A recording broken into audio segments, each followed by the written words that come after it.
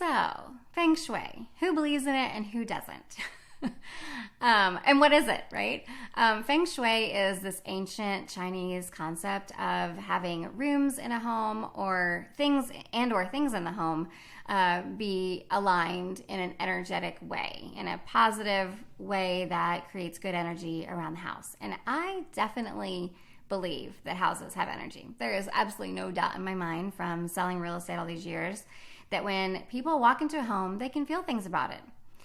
The homes that I have the hardest time selling are the ones that have had something sad about happen to the family or someone in the home, whether it's a death in the family or a divorce or just sort of an unhappy situation in general. Those houses are harder to sell than others that have, that people have loved and taken care of and just like are ready to move on. So I definitely believe in energy in homes, and I think Feng Shui is such an interesting way of really having some concrete concepts to apply to affect that energy in the home. So today what I'm going to do is I'm going to go through some tips of just basic Feng Shui concepts. We're not going to get too deep into it because I frankly don't know enough about it to go too deep into it, but I'm going to share some basic concepts with you today, so stay tuned. All things real estate and all things real estate.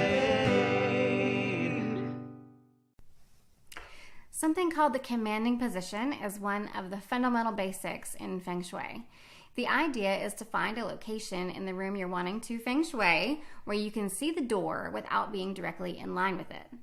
The idea behind this positioning is that you have a good view of anyone or anything that could be coming in through the door, which helps you feel more at ease on like a subconscious level. It also means that you are more aware of potential opportunities that might be coming towards you. From what I read, the most important things in your house to be in command position are your bed, your desk, and the stove, since each of these items represents a significant aspect of your life. Your bed represents you, your stove represents your wealth and resources, and your desk represents your career and path in life, right? Interesting, right? Okay, so then the article goes through Feng Shui tips room by room, starting with the entryway. The main thing about the entryway is to keep it clutter-free. The reason? It's because that's where your energy enters your space and also what people see from the outside of your home. So it represents your face to the world. This actually reminds me of social media and how they say, like, Instagram's bullshit, right? Your face to the world better look pretty and it better look put together. Anyway, back to the Feng Shui stuff. The living room is next. Feng Shui tips for this space are: 1, avoid having the backs of chairs facing the door as much as possible. Number 2, add some plants that give it good energy.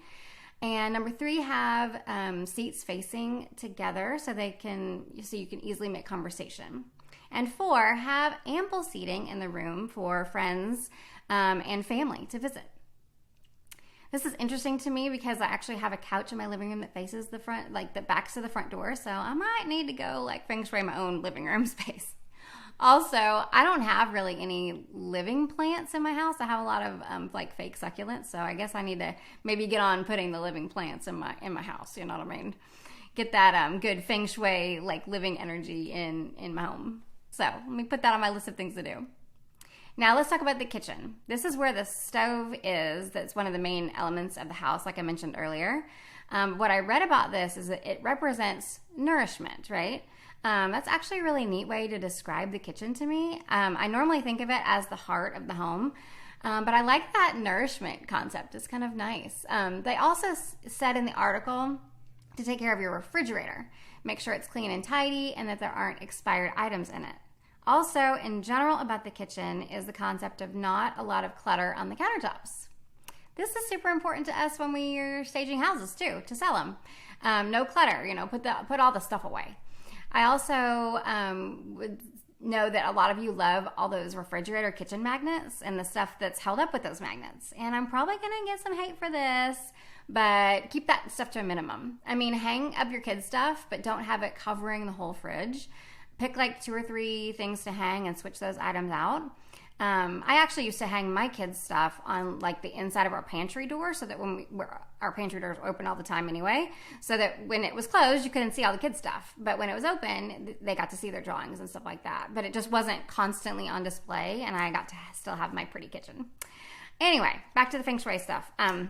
The article also said to be sure to maintain cleanliness, and specifically to keep the counters wiped down with the intention of creating a space where you can nourish yourself. Oh, I love that. Okay, now for the bedroom Feng Shui ideas. The article said, I'm going to concentrate on what they said about creating a calm space and not the spicy stuff. So, number one, make sure your bed is in commanding position. Remember from the beginning of the video, that means that the bed, from the bed, you can see the door, but you're not in front of the door. So you don't want the door directly across from your, you don't want the bedroom door directly across from your bed. Also, don't store a bunch of stuff underneath your bed. You're supposed to spend that time in bed resting and things like that. And apparently the stuff underneath the bed will affect you energetically. So it said if you have to store stuff under there, store soft linens like blankets and things like that under the bed, but nothing hard. Bathroom tips. One of the big Feng Shui things that this article said is near and dear to my heart, and it was so funny when I read it. It said, keep the toilet seat down. Oh my gosh, that is one of my biggest pet peeves in real estate photos. It drives me absolutely crazy because putting the toilet lid down is such an easy thing to do. It takes 2 seconds. And not doing it just shows zero effort from the agent and the photographer, who are usually one and the same when the toilet seat's up in MLS pictures. But anyway, back to the Feng Shui stuff. Surprise! It's good energy to have the toilet seat down. It's a good idea. But what may be a surprise is actually the reason that Feng Shui concepts say that it should be left down. It's because water represents the flow of wealth and money in Feng Shui. And this can help prevent money from flowing away from you.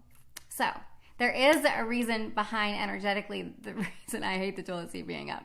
I'm going to share that with my family too, because that is one of my pet peeves in my own house, is that toilet seat being up in bathrooms. Anyway, I hope these Feng Shui tips were kind of fun for you. I love the idea of just doing some little things around your home to make it energetically just a good space for everyone to be in. So thought I'd share that with you today. I hope you liked it. If you have any Feng Shui tips of your own that have sort of changed your life, I would love to hear about them in the comments. And I hope to see you next time on another edition of All Things Real Estate. Thanks for tuning in. And if you like what you see, please subscribe.